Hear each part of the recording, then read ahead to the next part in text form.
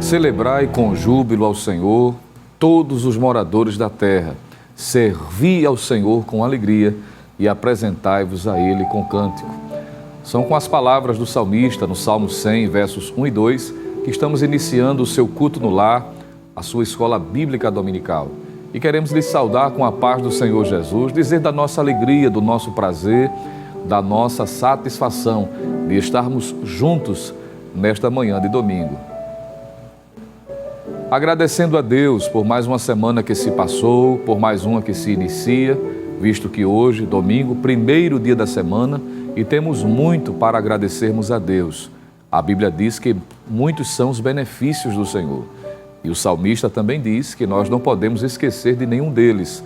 E é com este sentimento de gratidão que, em nome do nosso pastor presidente, queremos louvar a Deus por sua vida, você que está conosco na Escola Bíblica Dominical, talvez esteja acompanhando no hospital, ou acompanhando alguém que esteja enfermo, ou mesmo em viagem, mas está aí conectado através das redes sociais da nossa igreja, tanto pelo canal 14, como também pelo Rede Brasil Oficial e pelo IEADPE Oficial. E lembrando que você pode, claro, também ser um canal de bênção, compartilhando o link deste culto. Você pode estar copiando nesse momento e encaminhando para o grupo de família, para os seus amigos do trabalho, de faculdade, para que todos possam também, conosco, crescer no conhecimento da Palavra de Deus. Nós queremos, neste momento, lhe convidar para subirmos ao trono da graça e fazermos uma oração em nome de Jesus, agradecendo pela nossa salvação, pela liberdade de culto, pelo privilégio de estarmos na presença do Senhor. A despeito das circunstâncias, das dificuldades, independente da situação, temos muito para agradecer. Sendo assim, vamos orar, pedindo a bênção de Deus em continuidade. Querido Deus e amado Pai, em nome de Jesus, queremos te dar graças, Senhor, te louvar pela tua grandeza, pela tua bondade, pelo teu cuidado. Agradecer-te pela tua paciência para conosco, pelo cuidado diário, mais uma semana vencida e mais uma que se inicia, Senhor, no melhor lugar, no centro da tua vontade. Queremos te louvar pela nossa salvação, pelo nosso nome escrito no livro da vida, pela condição de estarmos participando deste culto, rendendo-te graças pela tua fidelidade. Continua abençoando as famílias, Senhor, espalhadas em todo o território pernambucano, também além das fronteiras do nosso estado e também do nosso país. Continua abençoando a tua igreja, ao nosso pastor presidente, pastor Ailton José Alves, pela visão, pelo investimento feito na obra do Senhor, para que vidas ainda mais sejam alcançadas. Te louvar pela vida, Senhor, dos que fazem a equipe da Rede Brasil de Comunicação, na pessoa do seu superintendente, evangelista Sonivaldo, toda a equipe, os produtores, apresentadores que têm se desdobrado, dado o máximo para que o teu nome seja glorificado. E assim, pedimos a tua bênção e manifesta a tua glória entre nós. Nesta manhã é o que nós estamos te pedindo, também te agradecendo no nome de Jesus. Amém. Queridos, nós iniciamos o nosso culto, já oramos ao Senhor, agradecendo, e uma das formas também pelas quais devemos agradecer é entoando louvores a Ele. Ele é digno de toda honra, de toda glória e de todo louvor. E dessa forma estaremos, nesse momento, convidando o presbítero, nosso irmão Jailson, para estar nos conduzindo neste momento de adoração, louvando a Deus com os hinos congregacionais. E se você estiver com um exemplar da harpa cristã, ou mesmo se você estiver à sua mão, à sua disposição, o seu telefone, conecte-se aí e acesse a sua harpa digital, podemos assim dizer. Se você não está nem com uma coisa nem outra, não se preocupe, porque a produção vai estar colocando na sua tela a letra dos hinos que estaremos entoando em louvor a Deus, de modo que ninguém tem justificativa para ficar de boca fechada. Então vamos louvar a Deus com o presbítero, nosso irmão Jailson. Cumprimentamos a todos com a preciosa paz do Senhor Jesus. Vamos louvar ao seu nome com muita alegria. Queremos agradecer primeiramente ao nosso bondoso Deus, fazer uma menção honrosa aqui ao nosso pastor presidente, também agradecer o escalado desta manhã. Vamos louvar ao Senhor, amados, assim como nos foi confiado. Hino de número 16, despertar para o trabalho. Glória a Deus. Posso, tendo as mãos vazias, com Jesus eu me encontrar. Nada fiz e vão-se os dias que lhe posso apresentar. Posso, tendo as mãos vazias, com Jesus eu me encontrar. Quantas almas poderia ao Senhor apresentar? Não mais temerei a morte, vencerei, por salvo estar.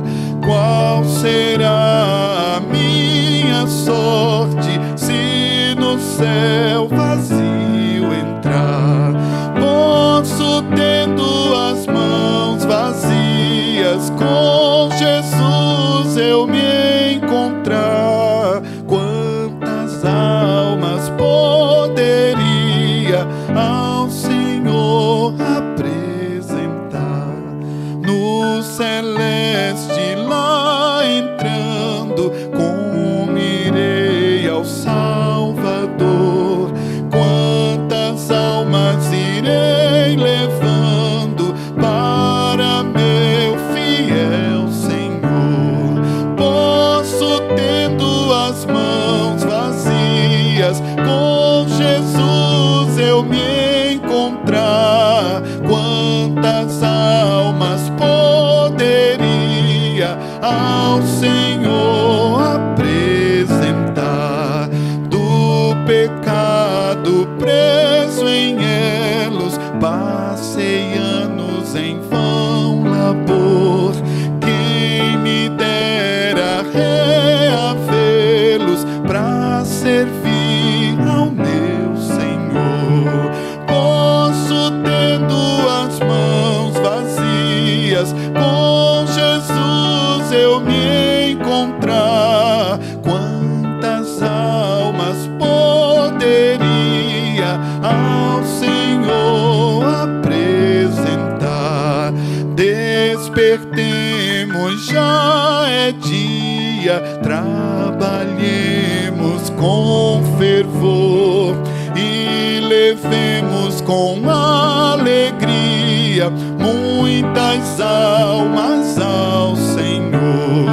Posso, tendo as mãos vazias, com Jesus eu me encontrar. Quantas almas poderia ao Senhor apresentar? Aleluia, glória a Deus. Meus irmãos, vamos continuar louvando ao Senhor com os hinos sugeridos na nossa lição da escola dominical. Hino de número 127, o Senhor da ceifa chama. Glória a Deus.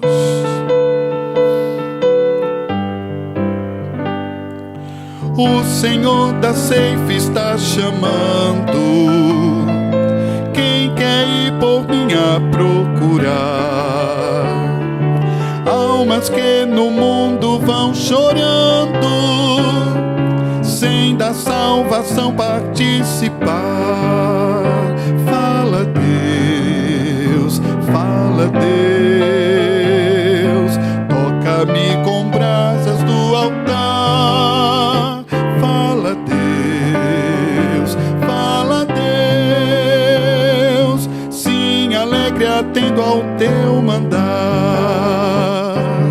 O profeta Deus se aproximando, considera-se um pecador, mas o fogo santo queimando torna útil para o seu Senhor.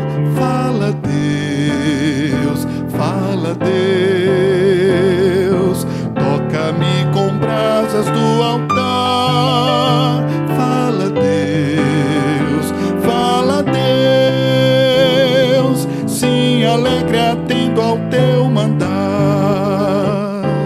Muitos são os que vão esperar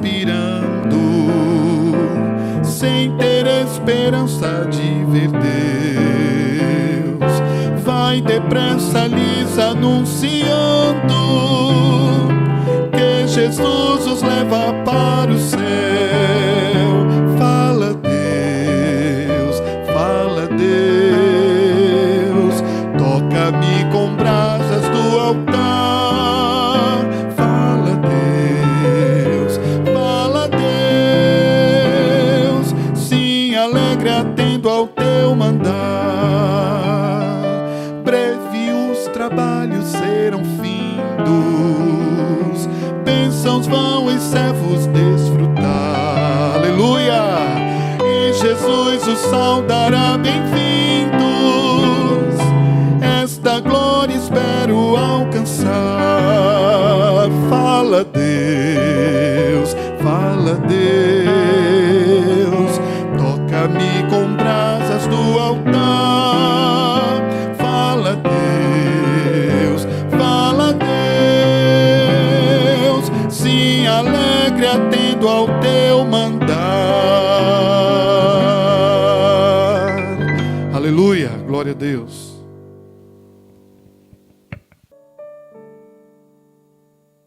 Meu querido irmão em Cristo Jesus, nós queremos saudar a todos com a paz do Senhor.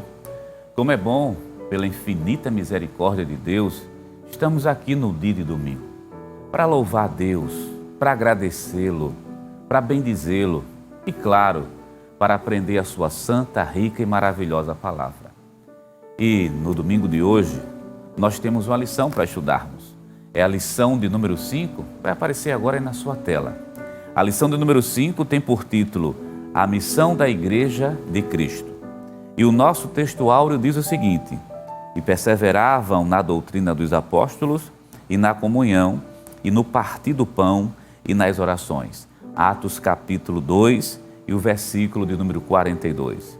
A nossa verdade prática diz o seguinte: como o sal fora do saleiro cumpre a sua função de salgar, assim a igreja, quando adora e discipula, testemunha das insondáveis riquezas de Cristo.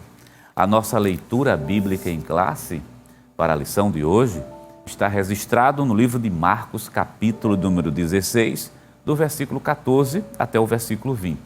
E em seguida, Atos dos Apóstolos, capítulo 2, versículos 42 até o versículo 47. Você que está em casa, nos acompanhe, está aí na sua tela.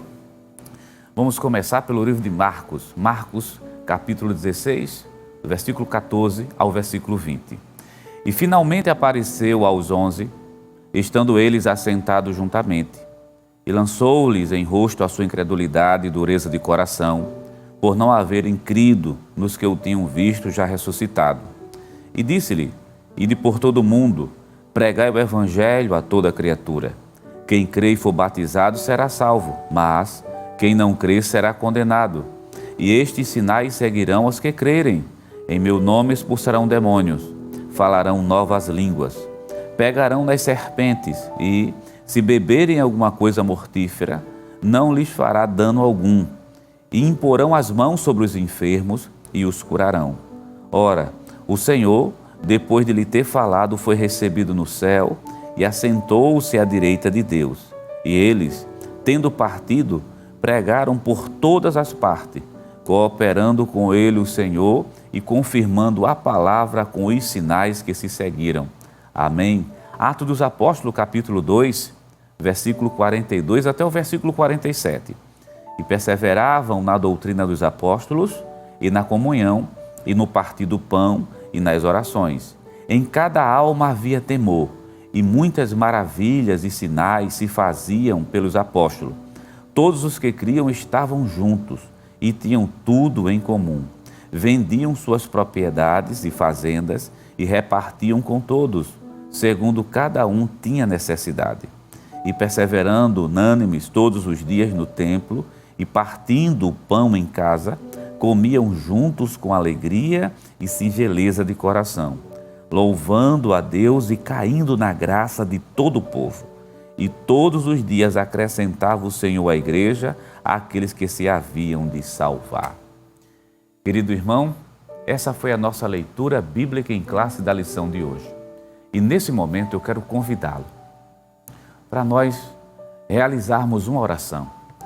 Aonde você estiver, se você estiver na sua casa, se você estiver no seu trabalho, aonde você estiver nesse momento, estamos falando para pessoas que estão em outros países, em outros estados. Vamos nesse momento falar com Deus, vamos falar com o Senhor. Deus, Jeová dos Exércitos, por intermédio da sua palavra e pela ação poderosa do Espírito Santo, tem uma palavra para o teu coração. O Senhor irá nos ensinar nessa manhã. Quero convidá-lo nesse momento para nós realizarmos a oração. Nos acompanhe nessa oração.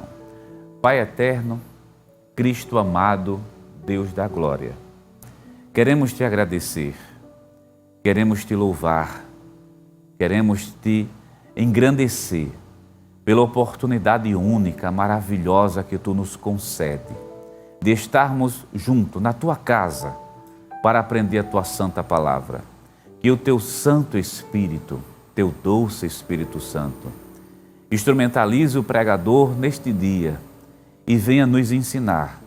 Queremos estar mais perto, queremos aprender de ti, queremos também ser consolados por intermédio da tua palavra. Nos ensina, nos ajuda. Nós te pedimos isso, meu Deus, meu Pai. Tem misericórdia dessa mulher que está no leito do hospital, desse teu filho que também está no leito do hospital, desse que está trabalhando, aquele que não pode, está no templo. Consola, ajuda, protege e que a tua santa palavra trabalhe nos corações. Te pedimos isso confiando no nome santo e poderoso de Jesus. Amém. Amém. Querido irmão em Cristo Jesus, após a leitura, vamos mencionar também uma parte importante do culto. Você sabe que o culto funciona assim: louvores, leitura da palavra de Deus, e daqui a pouco nós teremos a exposição da palavra de Deus, que se faz hoje a partir da lição da Escola Bíblica Dominical, a lição número 5. Mas também é um momento especial no culto, e é justamente o momento da oferta, que nós chamamos de um momento do ofertório. Faça isso com amor, faça com dedicação, com um coração voluntário, porque Deus, Ele ama aquele que dá com alegria. E para isso, meu querido, eu quero, se você tiver uma Bíblia próxima a você, abra a palavra de Deus nessa manhã de domingo e vamos ler um texto bíblico conhecido, que nós já lemos aqui em outros momentos, em outras situações, que está registrado no livro de Êxodo, capítulo de número 35 e o versículo 5. Esse texto bíblico esboça, mostra como é que deve ser o momento, a atitude daquele que oferta a Deus. Diz assim a palavra de Deus: tomai do que vós tende uma oferta para o Senhor, cada um cujo coração é voluntariamente disposto, atrará por oferta alçada ao Senhor ouro, prata e cobre, como também pano azul e púrpura e carmesim e linho fino e pelos de cabras. Esse foi até o versículo 6. Mas no versículo 5 eu quero destacar o coração voluntariamente disposto. Então, oferta parte de um coração agradecido. E se esse coração é agradecido, ele também é disposto para adorar a Deus. E deixa eu lhe lembrar, a oferta também é um ato de adoração a Deus. Então, se você pode fazer isso nessa manhã de domingo, faça como diz o texto bíblico, com um coração voluntário e disposto, não somente para ofertar, mas também para adorar a Deus. E a Igreja Evangélica Assembleia de Deus aqui no estado de Pernambuco, para facilitar a você que está em outro estado, em outro país, está distante, não tem tanta oportunidade de estar no templo, vem disponibilizando alguns canais. E o primeiro canal vai aparecer agora na sua tela. É o site da igreja, www.eadprplay.org.br. Quando você acessar esse site, tem um botão na parte superior com o título Quero Contribuir. Você clica nele, dependendo da natureza da sua oferta, veja o que é que você pode fazer nessa manhã. Pagar um voto, você pode dar seu dízimo, você pode contribuir com o sistema de comunicação, você também pode contribuir com o sistema social da igreja. Saindo dessa tela, nós temos as contas da igreja. Caixa Econômica, Banco do Brasil, o Bradesco, tem um PayPal PagSeguro, principalmente para quem está fora do Brasil pode se utilizar.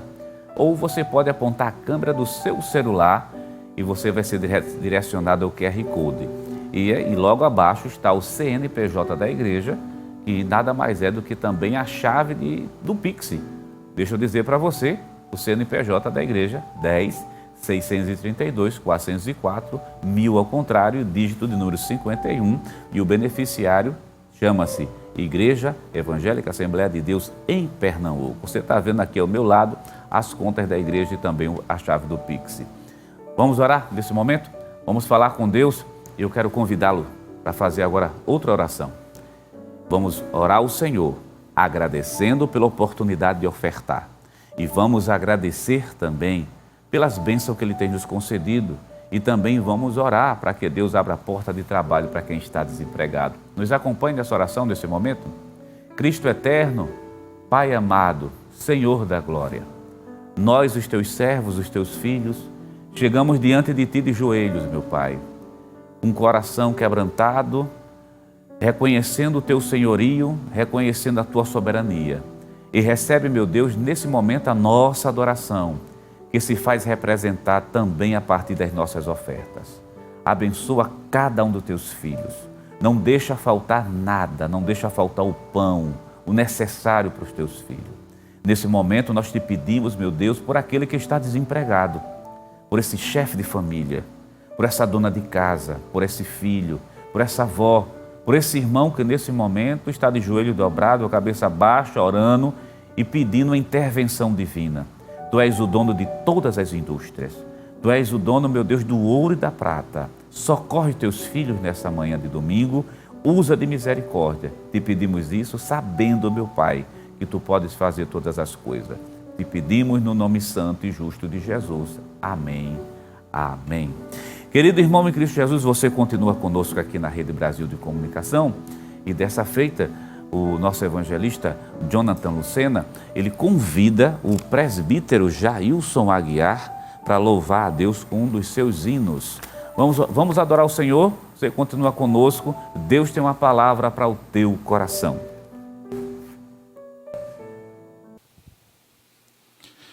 Amém, meus irmãos. Vamos louvar o Senhor. Hino de número 224, é o tempo de cegar.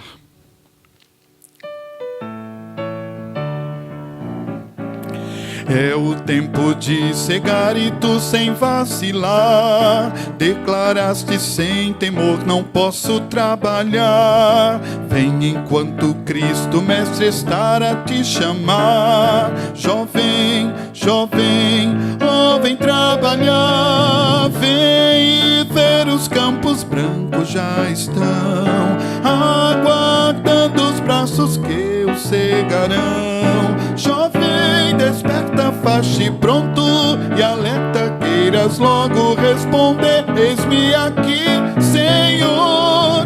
Olha que a seara bem madura está, que colheita gloriosa não será. Jovem, desperta, faste pronto e alerta, poucos dias são que restam para o segador. As gavelas que recolhem joias de esplendor brilharão na tua coroa e darão fulgor. Busca logo essas joias, Deus é premiador. Jovem, jovem, entra no labor. Vem ver os campos brancos já estão aguardando os braços que o cegarão. Jovem, desperta, faste pronto e alerta, queiras logo responder. Eis-me aqui, Senhor. Olha que a seara bem madura está, que colheita gloriosa não será. Jovem, desperta, faste pronto e alerta, poucos dias são que restam para o segador. Amanhã já vai passando, não mais voltará. Da colheita o tempo brevemente findará, e perante Senhor vazio te acharás. Jovem, jovem, obedece já, vem ver os campos brancos já estão aguardando os braços que o cegarão. Jovem, desperta, faz-te pronto e alerta, queiras logo respondeis-me aqui, Senhor. Olha que a seara bem madura está, que colheita gloriosa não será. Jovem, desperta, faz-te pronto e alerta, poucos dias são que restam para o segador.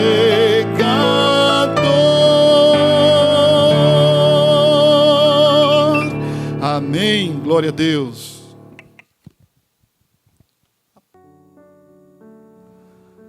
Glória a Deus. Que coisa boa, como é bom estarmos juntos na presença do Senhor nosso Deus, agradecidos por sua fidelidade, como dissemos, pelos benefícios que Ele nos tem dado e com a graça de estarmos desta manhã para juntos adorarmos o seu santo e poderoso nome e juntos também com a oportunidade de estudarmos a santa e poderosa Palavra de Deus. Estamos durante esse primeiro trimestre de 2024 estudando sobre o corpo de Cristo, origem, natureza e vocação da igreja no mundo.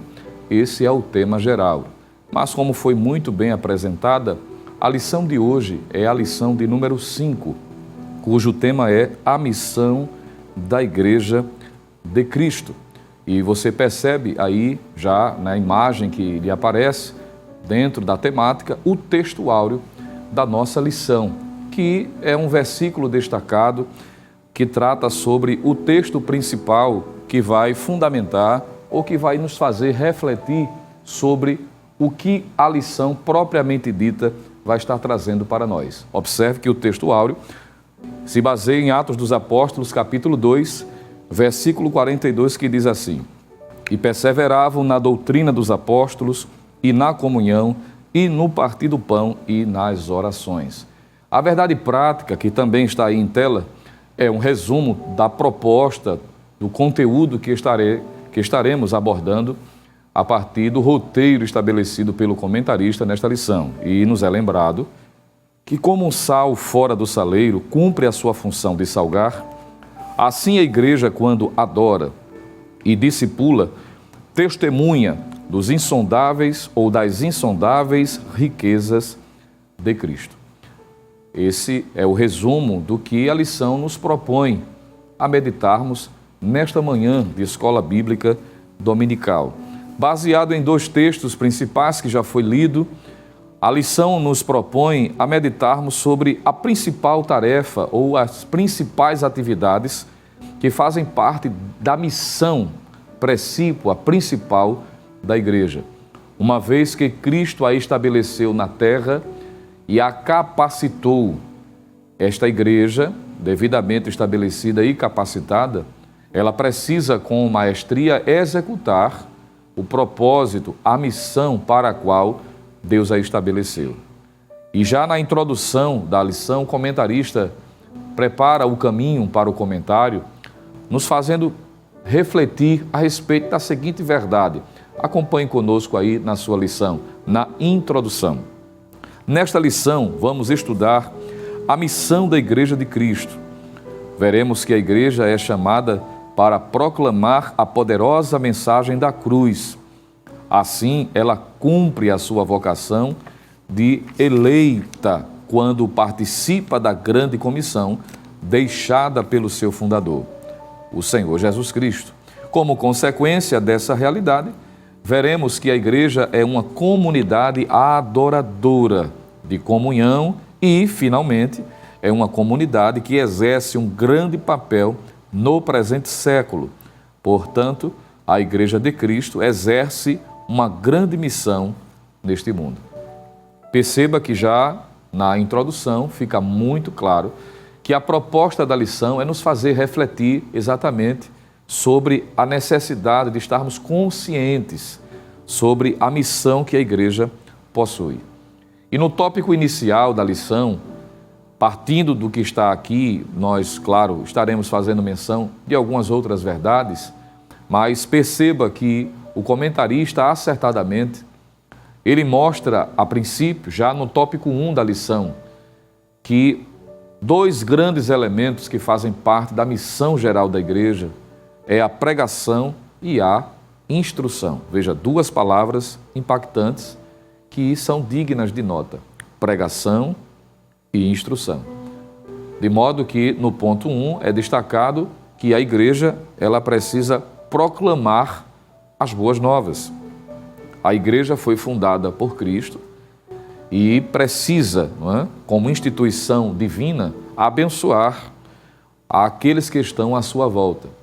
Diferente da nação de Israel, que havia recebido esta incumbência na antiga dispensação, na antiga aliança, mas não cumpriu o seu propósito, a igreja ela é chamada por Cristo, composta tanto de judeus como gentios, e incumbida de trazer a mensagem, de exercer influência para os que estão à sua volta. Essa missão deve ser exercida por meio da pregação do Evangelho. E quando nós vamos analisar a própria pessoa de Cristo, que é o fundador, o mantenedor, a pedra de esquina e fundamental da igreja, nós vamos perceber o quanto Cristo levou a sério e deu o maior exemplo, como ele sempre é o exemplo em tudo, de que devemos estar comprometidos com a mensagem da pregação ou com a pregação da palavra. Observe que a igreja ela não pode titubear, ela não pode negligenciar quanto o seu papel no mundo. Claro que como cidadãos sabemos que nós temos os nossos deveres, por exemplo, nós exercemos influência na sociedade, nós podemos participar de atividades denominadas seculares.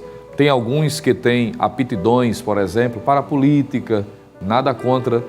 Nós somos defensores de que os crentes devem exercer funções políticas, se de fato tem a vocação, a chamada para isso, para representar o reino de Deus também, para trazer benefícios, sobretudo para a sociedade. Mas a função da igreja, necessariamente, não é esta. Veja, os que pertencem a ela podem individualmente até exercer. Mas no que diz respeito à igreja, a mensagem do Evangelho é a sua prioridade. Muitos assuntos são importantes, são pertinentes, mas o que deve preencher a agenda da igreja é a pregação do Evangelho, é o anúncio das boas novas. A tarefa da evangelização, ela foi entregue pelo Senhor aos seus servos. E nós tivemos recentemente, e você há de lembrar, de que nós tivemos um trimestre inteiro tratando exatamente sobre essa temática e os seus desdobramentos, tratando sobre a evangelização, a pregação do Evangelho.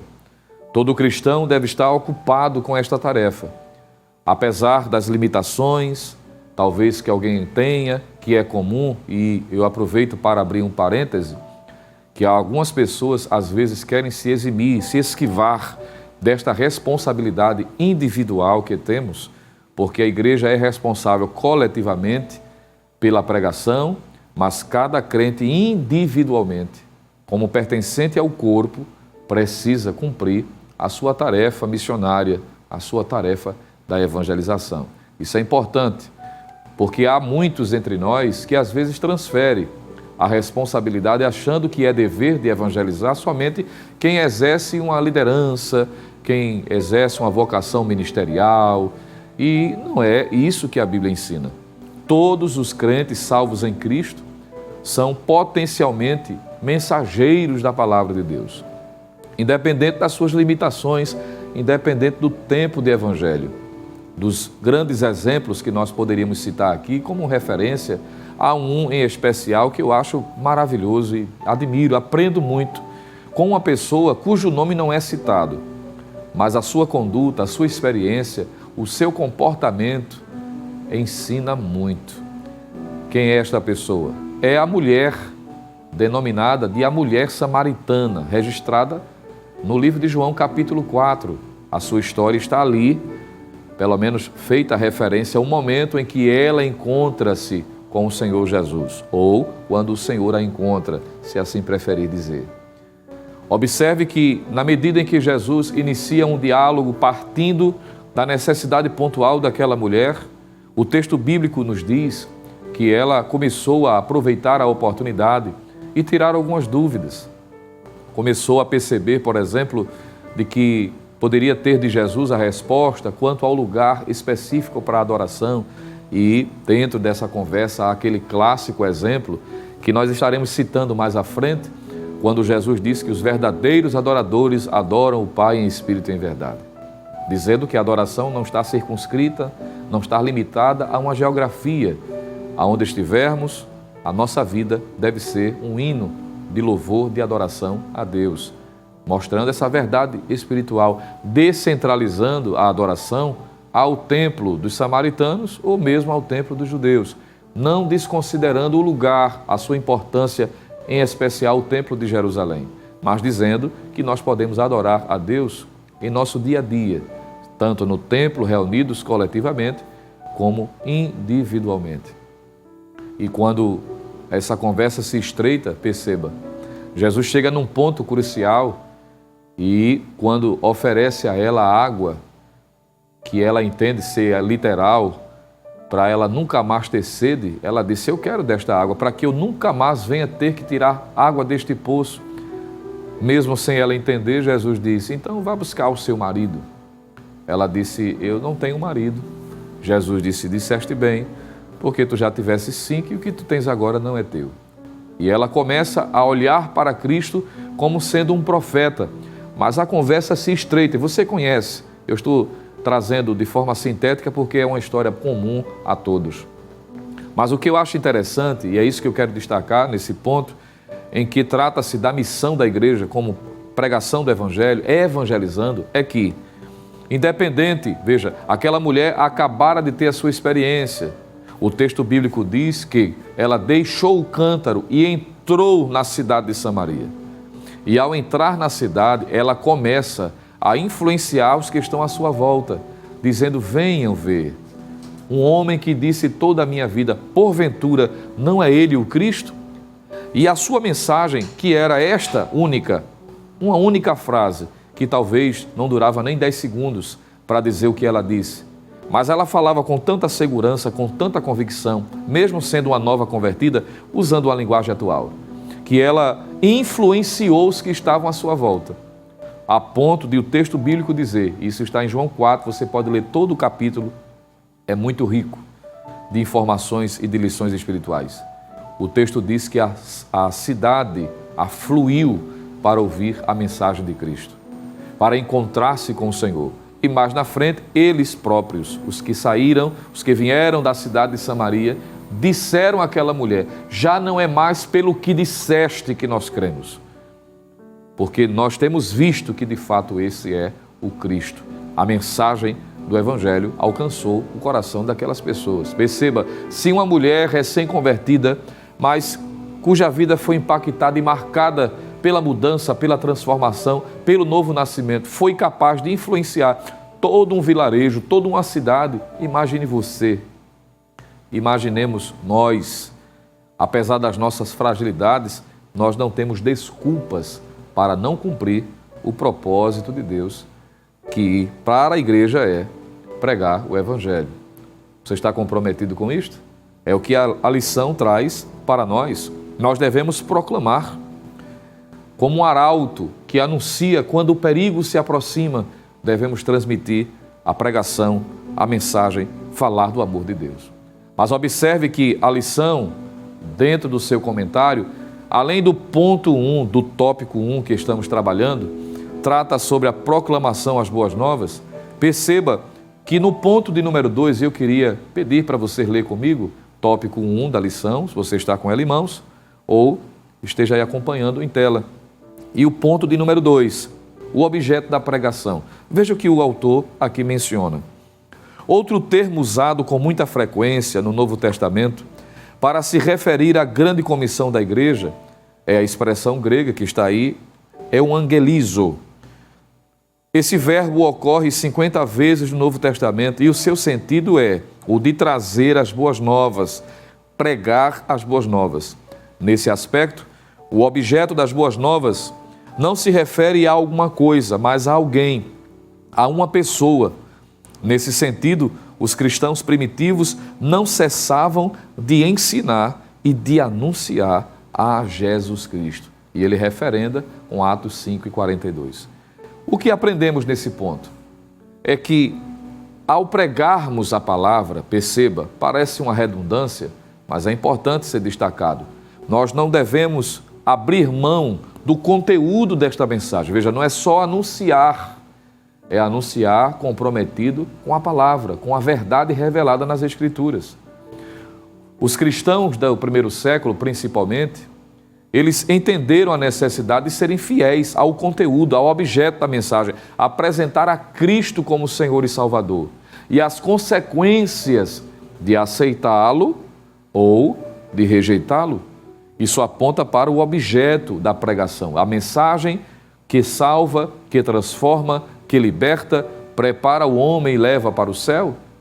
Tem como a sua centralidade a pessoa de Cristo. Ele é o objeto da pregação. Isso é significativo. Me permita lhe provocar a uma reflexão neste momento. É que nos dias atuais se percebe, e não precisamos ir muito longe para vermos esta triste realidade, em que grupos que muitas vezes se autodenominam como igrejas evangélicas, às vezes coloca até uma placa intitulando-se Igreja Pentecostal, ligada à Convenção A, ligada à Convenção B. Muitas vezes tem a aparência de evangelho, mas a sua mensagem ela não tem como objeto a pessoa de Cristo. Às vezes o interesse é autopromoção, é os holofotes para si, às vezes desvirtuando para questões periféricas da Bíblia que não diz respeito à essência, não é? Daquilo que traz a salvação para o homem. Se detém muito tempo, por exemplo, a tratar de assuntos que não traz mudança de vida, às vezes querendo trazer uma mensagem psicologizada, vamos assim dizer, ou como é comum a expressão, não é? Uma mensagem que traz o massagear do ego, a autoapreciação através dos que se denominam pastores, líderes, coaches, como tem por aí afora. E pessoas estão sendo arrebanhadas por estes que dizem ser líderes espirituais, mas que não estão tendo compromisso com o genuíno objeto da pregação, que é a pessoa de Cristo. E precisamos ter esse cuidado para não perdermos esta essência, para não permitirmos que outra coisa faça parte da mensagem a não ser a pessoa de Jesus. Ele é o centro, ele é a centralidade da igreja. Você lembra quando o apóstolo João teve aquela experiência lá na ilha de Pátimos e ele registra a posteriori o que resulta no livro do Apocalipse? No capítulo 1, você há de lembrar que ele está registrando, retratando a experiência que teve na sua linguagem. E ele diz que ouviu uma voz, como de muitas águas, falando como que atrás dele. E quando ele virou-se para ver quem falava com ele, ele viu 7 castiçais, que ele próprio recebe o entendimento e a interpretação, o significado de que representava as 7 igrejas da Ásia, o que naturalmente representa a totalidade das igrejas, porque não havia somente 7 igrejas na Ásia, existiam várias. Você sabe que o número 7, ele é simbólico, ele é representativo, ele aponta para a perfeição e está dizendo que a mensagem, ela não se limita somente às 7, mas é uma mensagem completa que abrange a necessidade de todas as igrejas, em todas as épocas, em todos os momentos históricos. E quando ele se virou para ver, repito, ele vê os 7 castiçais e Cristo no meio delas. Ou seja, no meio dos 7 castiçais, no meio da igreja. Você percebe, portanto, que ele sempre aparece como o centro. Ele é o centro da igreja, ele é a base, ele é a centralidade de todas as coisas. Por isso que Paulo, ao escrever aos Romanos, no capítulo 11, versículo de número 36, ele disse assim: porque dele, e por ele, e para ele são todas as coisas. Glória, pois, a Ele eternamente. Amém. E como recebemos de Deus esta missão, precisamos estar atentos para não desvirtuarmos quanto ao conteúdo, à mensagem que o Senhor nos confiou. Sermos fiéis, proclamar a mensagem da cruz, anunciar a mensagem de arrependimento, da conversão, da mudança de vida. Isso precisa ser enfatizado ainda mais em nossos dias. Como eu disse, dentro do movimento evangélico, tanto brasileiro como até fora do Brasil. Uma vez eu estava ouvindo um líder religioso mencionando que uma das igrejas que muito cresce hoje nos Estados Unidos é uma igreja, um ajuntamento de pessoas, digo igreja no sentido denominacional, porque se intitula dessa forma. Mas o seu líder diz que a mensagem de arrependimento, de transformação, de pecado, não faz parte do seu esboço, não faz parte da agenda de mensagens, de ensinamento, dizendo ele, isso está fora de moda, isso não traz um sentimento palatável, é indigesto, e as pessoas já sofrem tanto, já ouvem tantas coisas difíceis para estar ouvindo esse tipo de mensagem, mas, infelizmente, muita gente aflui para ouvir, porque são mensagens que massageiam o ego, que não traz nenhuma confrontação quanto à questão de mudança de vida, e isso é prejuízo para a vida espiritual. E a lição nos lembra, por meio deste roteiro estabelecido pelo comentarista, da nossa necessidade, observando à luz da Bíblia, de que nós precisamos ter compromisso com Deus e com a sua mensagem. Observe que a palavra de Deus, em muitos lugares, está sendo muitas vezes substituída, preenchendo-se o espaço com muita coisa. A liturgia é composta por muitas outras coisas, mas a mensagem tem sido colocada à parte. E o apóstolo Paulo, ele havia mencionado a respeito disso, né? Mostrando que nos últimos dias viriam tempos trabalhosos, em que as pessoas apostatariam da fé. Ele diz isso na sua primeira epístola a Timóteo, capítulo de número 4, versículos 1 e 2. Ele diz assim: mas o Espírito expressamente diz que nos últimos tempos apostatarão alguns da fé, dando ouvidos, veja, a espíritos enganadores e a doutrinas de demônios, pela hipocrisia de homens que falam mentiras, tendo cauterizada a sua própria consciência. Veja que esses dias nós já estamos vivenciando e é preocupante, é alarmante e nós precisamos fazer frente em relação a isso. Ele reiterando essas dificuldades comuns aos dias em que nós vivemos, ele na sua segunda epístola a Timóteo, capítulo de número 3, versículo 1 e 2, diz o seguinte: sabe, porém, isto, que nos últimos dias sobrevirão tempos trabalhosos, porque haverá homens amantes de si mesmos, avarentos, presunçosos, soberbos, blasfemos, desobedientes, a pais e mães, ingratos, profanos.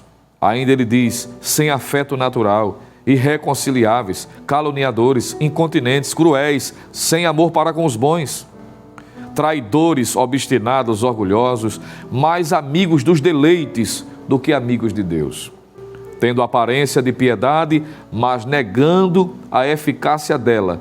Paulo diz, destes afasta-te. Veja que nós já estamos vivendo esses dias de forma ainda mais acentuada, de modo que precisamos reafirmar o nosso comprometimento.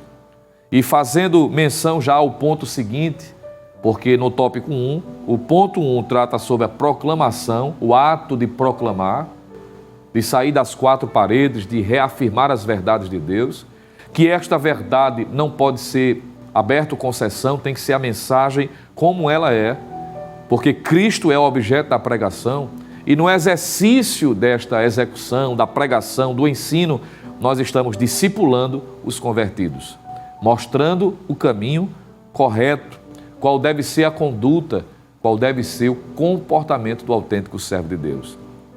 E agora, me vem à lembrança de um outro texto que gostaria de compartilhar também com você, que ilustra isso na prática, na vida do apóstolo Paulo, quanto ao cuidado.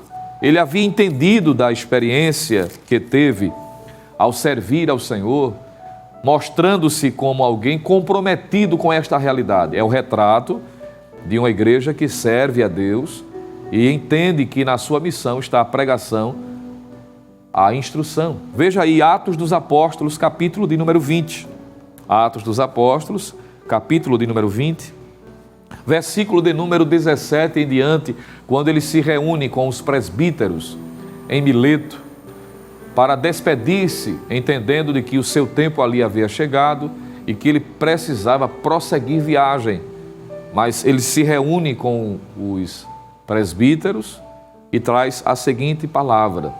Abra aí na sua Bíblia, Atos capítulo 20, versículo 17 em diante. Está escrito assim: de Mileto mandou a Éfeso chamar os anciãos da igreja, ou seja, os presbíteros.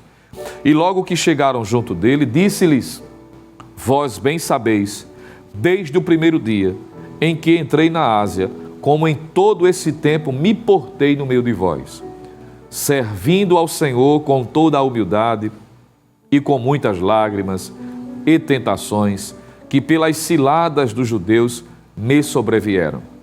Como nada que útil seja, veja a expressão que ele usa, deixei de vos anunciar e ensinar publicamente e pelas casas, testificando tanto a judeus como aos gregos a conversão a Deus, veja o objeto da mensagem, e a fé em nosso Senhor Jesus Cristo.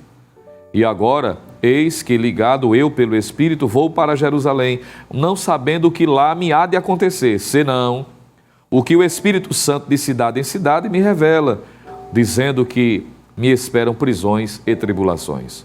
Mas ele diz, ou seja, a despeito disso, apesar dessa realidade iminente, vai acontecer a qualquer momento, eu estou certo, estou convicto, estou consciente, em nada tenho a minha vida por preciosa, contanto que cumpra com alegria a minha carreira e o ministério que recebi do Senhor Jesus, para dar testemunho do Evangelho da graça de Deus.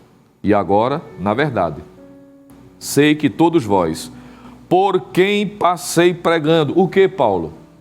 Prosperidade, vida boa aqui na terra? Não, ele disse, preguei o reino de Deus, as verdades centrais do reino de Deus, que Deus pode fazer prosperar, que Deus pode fazer abençoar alguém materialmente, isso é um fato, mas não é o cerne da mensagem. Paulo diz, eu preguei a verdade de Deus. E no versículo 26 e 27 finalizo, porque esse texto é muito maravilhoso, mas você pode continuar lendo e perceberá lições que Paulo nos traz. Mas observe ainda versículo 26 e 27. Portanto, no dia de hoje vos protesto que estou limpo do sangue de todos. Estou tranquilo, cumpri o meu papel. 3 anos Paulo passou naquela cidade, pregando, ensinando. E ele diz, porque nunca deixei de vos anunciar todo o conselho de Deus. Paulo era um homem comprometido, entendeu a missão que havia recebido como igreja de forma coletiva, mas sobretudo também de forma individual. E ele pregou, ele proclamou a mensagem como ela é, discipulando os novos convertidos para que estes crescessem com saúde. Mas o tempo passa e nós temos um outro ponto a ser destacado, partindo da própria lição, que é um outro elemento não menos importante ligado à missão da igreja, ou seja, mais 2 outras realidades. Está aí no tópico de número 2, que você pode estar acompanhando nesse momento, também na sua lição, fazendo suas anotações e acompanhando aí na sua tela. Veja que o tópico 2 relaciona 2 atitudes, 2 elementos importantes: adoração e edificação. Adorar e edificar. E é importante também aqui destacarmos e nos determos aproveitando alguns minutos aqui. A adoração, ela é destacada como elemento importante na missão da igreja. E adorar significa chegar-se a Deus de modo reverente. Quando nós analisamos as palavras traduzidas tanto no Antigo como no Novo Testamento, e são traduzidas por adoração, adorar, sempre é reverenciar. É alguém submeter-se, ir até o chão em sinal de honraria, em sinal de submissão, em sinal de reconhecimento. É um ato de rendição total, de gratidão, de exaltação ao Deus que está acima de todas as coisas. E a adoração na Bíblia é um sublime ato de serviço a Deus. Isso está relacionado à missão da igreja, adorá-lo. Nós devemos adorá-lo e servi-lo com toda a reverência, com todo o fervor, com sinceridade e toda a dedicação.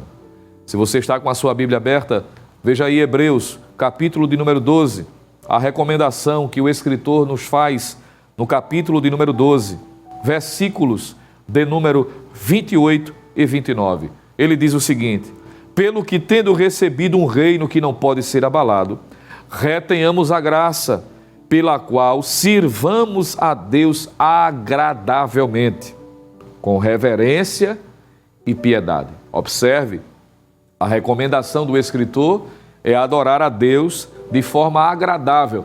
Mas agradável a quem? A mim? Não, agradável a quem é digno de adoração. Por que é que eu estou fazendo esta ênfase? Porque não é adorar por adorar.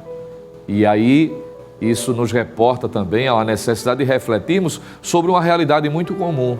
Porque algumas pessoas têm demonstrado atos ou atitudes dizendo que está adorando a Deus, e às vezes até reiteram dizendo assim: eu adoro a Deus do meu jeito. Opa, momentinho. Não somos nós que decidimos a forma, o meio para adorarmos. Foi Deus que estabeleceu em sua palavra. Lembre do que já comentei, fazendo menção a João capítulo de número 4, quando Jesus disse que os verdadeiros adoradores adorarão ao Pai em espírito e em verdade. Porque não é de toda forma, existe um parâmetro, existe um modelo. E quando ele diz em verdade, está falando de acordo com a reta justiça, com aquilo que foi revelado em sua palavra, que é a verdade de Deus escrita. E nós não podemos fazer as coisas do nosso jeito, principalmente no que diz respeito à adoração. E ele segue dizendo, com reverência e piedade. Hebreus capítulo 12, versículo 28. E ele diz por que nós devemos chegar de forma reverente, de forma piedosa, com cuidado. Nós não estamos diante de qualquer um. E ele diz por quê? Ele está dando a resposta, ele está dando a razão. O nosso Deus é um fogo consumidor. Perceba, portanto, que adorar a Deus requer cuidado, zelo, sinceridade. Não é de todo jeito. Não é apenas cantar por cantar. Não é emitir simplesmente sons, sílabas. Se emocionar, chorar, pode acontecer.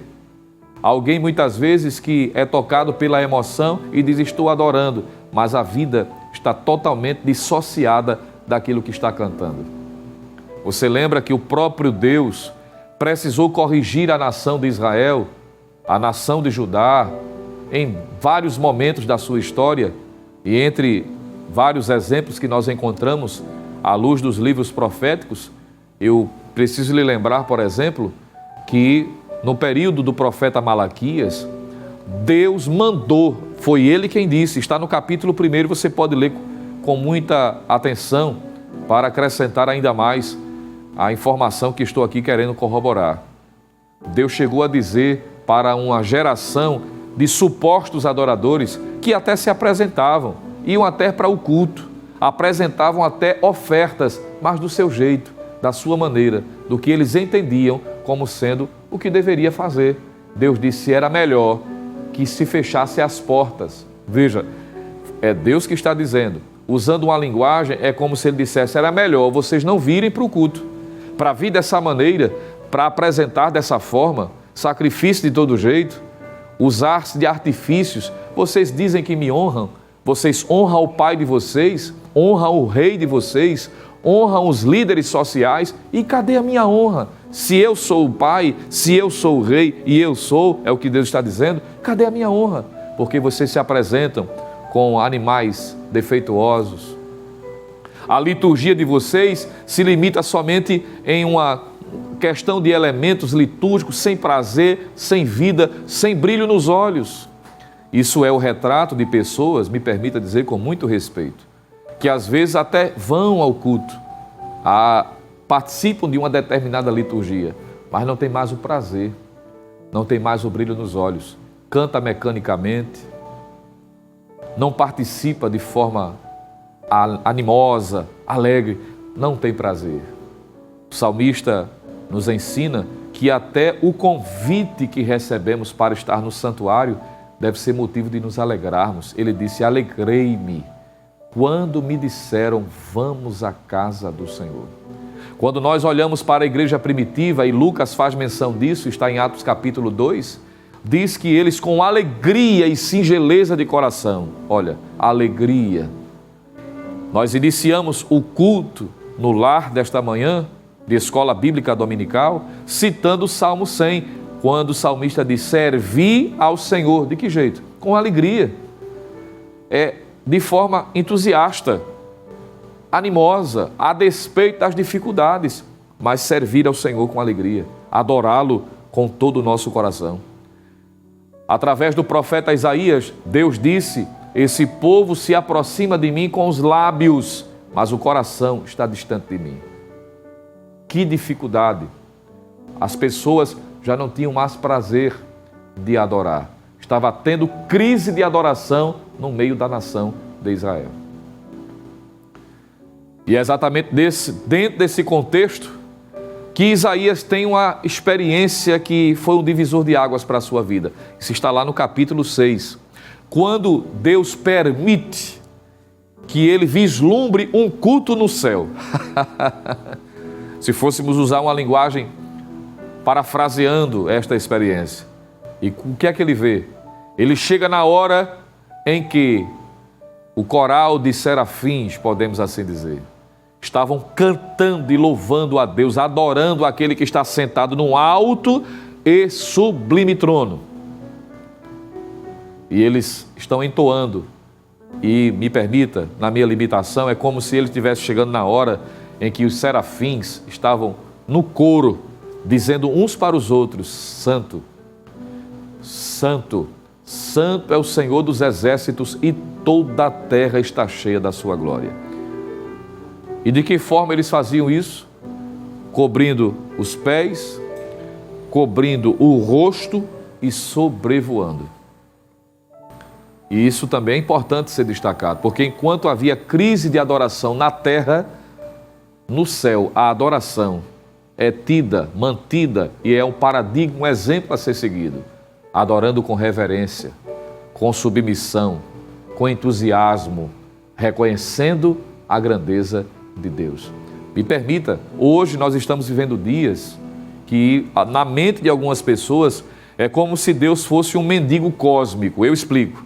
É como se ele estivesse mendigando adoração e precisando, como se a adoração fosse algo que alimentasse a Deus. Irmãos, Deus não precisa de nada e de ninguém. Eu vou repetir isto. Ele não precisa de nada e de ninguém. Ele é autoexistente. Ele é perfeito em si mesmo. Ele não precisa de nada externo para se completar, para se realizar. Ele é perfeito em si. Se alguém se submete e reconhece que ele é Deus, faz o correto, faz o certo. É o dever da criatura reverenciar o Criador. Mas se alguém não assim o faz, não o reconhecendo, sabe o que isso vai mudar em Deus? Nada. Porque Tiago diz que nele não há sombra nem mudança de variação. Isso não altera a natureza de Deus. Ele é Deus, perfeito em si mesmo. De eternidade a eternidade, Ele é Deus. E Ele não vai deixar de ser se alguém não adorá-lo. Agora, se alguém não assim fizer, está indo na contramão do reconhecimento que Ele é digno de toda a honra, de toda a glória e de todo o louvor. Está desfrutando, ou seja, deixando de desfrutar do benefício da comunhão, de servi-lo, de adorá-lo como ele merece. E eu sigo para a finalização deste comentário, porque a igreja, como uma comunidade de adoração, no exercício desta adoração, e está aí a outra palavra entrelaçada, traz-se a edificação dos seus membros. Mas sigamos para o término. Tópico de número 3, por gentileza. Você pode estar conferindo neste momento. Trata de duas outras atividades essenciais que caracterizam a missão da Igreja de Cristo na Terra: comunhão e socialização. Isso é muito importante. Isso descreve, se está atrelado, arraigado à missão da Igreja na Terra: comunhão e socialização. São atividades que a Igreja precisa continuar exercendo. Um dos pilares da igreja primitiva, isso está exposto em Atos 2:42, que está estampado aí na leitura bíblica, é a palavra comunhão, termo grego muito conhecido de todos, chamado koinonia, que ocorre cerca de 19 vezes no Novo Testamento. Tem um sentido de parceria, participação, comunhão espiritual. Isso alude como deve ser o dia a dia, a interação daqueles que pertencem à igreja. Paulo vai dizer que a igreja é comparada a um corpo que está com os seus membros interligados, respeitando as suas individualidades, a sua diversidade, mas havendo uma unidade na diversidade. Parece ser contraditório, mas quando lemos o texto perceberemos isto. E a realidade prática mostra de que no exercício da nossa cristandade, do nosso serviço, da nossa adoração, nós vivemos em comunhão. Por isso que é comum a igreja também ser retratada como uma família. Deus é o Pai. O Senhor Jesus é o nosso irmão mais velho, como ele disse, que não tem vergonha de nos chamar de irmãos. Nós nos chamamos uns aos outros de irmão. Veja, Pai do Senhor, irmão. Às vezes não sabemos o nome da pessoa, mas ao identificá-la como sendo da família, dizemos irmão, irmã. Isso é interessante, porque isso aponta para a unidade, para a comunhão entre os crentes, que deve haver na igreja, que deve haver no coração de todos quantos pertencem ao corpo de Cristo, essa interação. Existe uma interdependência. Não tem como, irmãos, um membro viver isoladamente do corpo. Isso é prejudicial. Perceba, quando alguém sofre um acidente, por exemplo, e que um dos membros foi amputado, seja um dedo, um pé ou algo desse tipo, se este membro ficar muito tempo separado do corpo, ele apodrece, ele é descartado, porque ele não pode viver fora do corpo, ele precisa estar interligado com os outros membros para que ele possa exercer a função pela qual ele foi colocado no corpo. É por isso que a ideia, por exemplo, de alguém dizer: eu sou crente, mas eu vivo a minha vida, não participo da comunhão da igreja, eu não preciso pertencer a uma congregação, eu não preciso exercer a liderança, estar subordinado a uma liderança, eu não preciso de nada disso. Isso está confrontando-se ao princípio revelado na igreja, para a igreja, como o corpo de Cristo, que é a comunhão. E eu reitero que essa comunhão não significa unanimidade de pensamento, no sentido de que todos pensam iguais e não há dificuldade nenhuma. E aí onde é que está um ponto a ser considerado, porque há ainda em nossos dias pessoas que dizem assim: aqui não tem união, aqui não tem comunhão, não tem amor, alguns até chegam a dizer. Por quê? Porque houve uma divergência, alguém pensou diferente de mim. Ora, irmãos, nem no relacionamento interpessoal entre cônjuges, me permita dizer, se eu estou falando para alguém que é casado há um tempo considerável, você vai entender muito bem o que eu estou dizendo. Você concorda absolutamente com tudo e em tudo com seu cônjuge? Seja sério, não fique com receio se você estiver ao lado dele ou dela. Mas é comum, porque são duas pessoas diferentes, têm personalidades diferentes, formação familiar diferente, veja, e passam a viver debaixo do mesmo teto, preservando suas identidades, sua personalidade. Isso é natural. Cada um individualmente têm as suas características.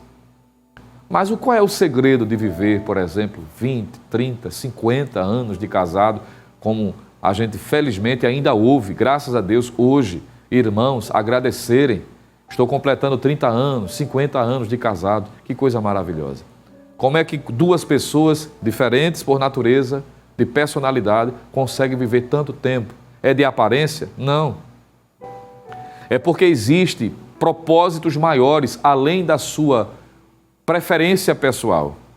É o que Paulo vai dizer do vínculo da unidade da paz. Isso está em Efésios, capítulo 4, versículos de 1 a 3. Que nós devemos manter fundamentado no amor. E o Paulo vai dizer em 1 Coríntios 13 que o amor tudo sofre, tudo espera, tudo suporta. E em razão de um propósito maior, nós nos submetemos, perdoamos, nos aceitamos, consideramos. Quem tem família grande sabe o que eu estou dizendo. Quantas vezes, quando criança, quando adolescente, quem sabe até hoje como adultos, né? Existe uma divergência, um choque, alguém pensa de uma forma, outro pensa de outra, mas se perdoam. Quando há um atrito, um choque, não estou falando de agressão física, que isso aí já foge à possibilidade, é o que deve ser tolerado, isso já é carnalidade. Estou falando de divergências que podem acontecer, mas se perdoa, não é?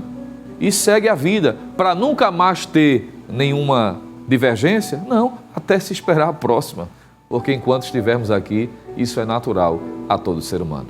E finalizo, porque além da comunhão, a igreja foi chamada também para a socialização, em todos os aspectos. Socializando as pessoas que chegam, que aceitam a Cristo, que adentram o discipulado, que vêm de fora do mundo, foi resgatado pela graça divina e são inseridos à realidade local da igreja, e estes também acompanhados, atendidos quanto às necessidades mais divergentes, mais variadas. Nós vemos isto também na igreja primitiva, quando as pessoas eram assistidas quanto às suas necessidades sociais, tanto espiritualmente como materialmente também. E louvamos a Deus porque pertencemos a uma igreja séria, cujo pastor tem sido um instrumento de Deus também no investimento espiritual, do ensinamento da palavra, e na medida em que essa palavra ela é ensinada e compartilhada, gera naturalmente este sentimento de preocupação mútua. Existe um projeto social realizado por esta igreja, isso de forma coletiva. A própria expressão Projeto Samuel é muito conhecida.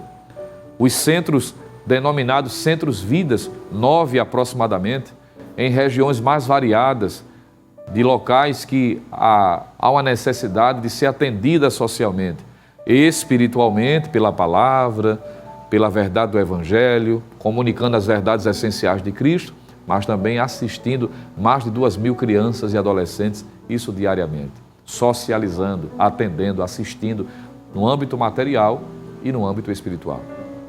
E como crentes individualmente, nós exercemos também esta missão como sendo um instrumento de Deus também para aliviar o sofrimento de determinadas pessoas. Claro que a missão máxima da igreja não é fazer projeto social, e isso está revelado na Bíblia. A missão máxima é a pregação do Evangelho. Mas enquanto pregamos o Evangelho, este Evangelho que é completo, ele atende também às necessidades materiais, como algo secundário, não para acabar com a fome na terra, não para deixar, por exemplo, alguém dizer, não, vai acabar, a igreja vai saciar, não. O Estado é quem tem esse compromisso, é para isso que pagamos os impostos, é para isso que cumprimos os nossos deveres civis, é o Estado que tem esse compromisso, mas a igreja, como instituição de Deus na terra, auxilia, ajuda, para que o Estado possa cumprir o seu papel. Mas uma coisa não anula a outra. O principal propósito da igreja é levar a mensagem do Evangelho e as vidas aos pés do Senhor. Que possamos cumprir este papel com maestria, servindo ao Senhor com alegria. Você pode dizer amém por isto? Queremos, em nome do nosso pastor presidente, pastor Ailton José Alves, agradecer pela sua presença conosco em mais este culto no lar, agradecendo desde o início você está conosco ou chegou depois, mas interagiu, esteve aprendendo juntamente conosco a palavra de Deus. Que Deus abençoe ricamente com ricas bênçãos dos céus. Em nome do nosso superintendente das escolas, pastor Nadi Jackson Saraiva e toda a equipe da superintendência, nós queremos agradecer a Deus por sua vida. E só agora nos resta nesse momento orarmos, agradecendo a Deus, assim como iniciamos, estaremos finalizando fazendo uma oração. Curve sua cabeça, se você puder. Vamos estar pedindo a bênção de Deus e seu agradecimento, claro, deve ser direcionado ao Senhor, sobretudo, por mais um dia em sua presença. Pai amado, Deus de toda a glória, te louvamos por esta manhã de bênção na tua presença, juntos adorando o teu nome, aprendendo sobre a necessidade de, como igreja, Senhor, realizarmos a nossa missão que o Senhor tem estabelecido pela tua palavra. Continua nos ajudando, nos fortalecendo, nos capacitando para que possamos cumpri-la com maestria e vidas sejam alcançadas para a glória e honra do teu santo nome. Ao que eventualmente não tenha, ó Deus, sido integrado a essas atividades, que possam ser despertados através da tua palavra, por aquilo que ouviram através da mensagem nesta manhã, esta reflexão, o conteúdo da lição de hoje. Continua ajudando os teus filhos, que auxiliam o nosso pastor presidente, para motivar a igreja aqui em Pernambuco, Igreja Evangélica Assembleia de Deus, para continuar como denominação, cumprindo também a sua atividade, seja no monte, seja nos vales, aonde for, como diz a tua palavra, nós iremos, independente, para o que seja, para o que for e aonde for. Como disse Isaías, podemos dizer também nesta manhã, mesmo sem saber para o que era, pois Isaías ouviu a tua conclamação, teu chamamento, dizendo: a quem enviarei e quem há de ir por nós? Mas ele não sabia para que era, nem para onde era, nem para o que era. Mas ele disse: eis-me aqui, envia-me a mim. Que a cada um que aqui está cultuando conosco nesta manhã, contemplando a programação da Rede Brasil, possa ser um Isaías dizendo: eis-me aqui. É o que te pedimos e te agradecemos em nome de Jesus. Amém, amém. Que a graça do Senhor Jesus Cristo, o amor de Deus, o nosso eterno Pai, a comunhão e as divinas consolações do Santo Espírito seja sobre você e toda a sua família, agora e para sempre. Amém.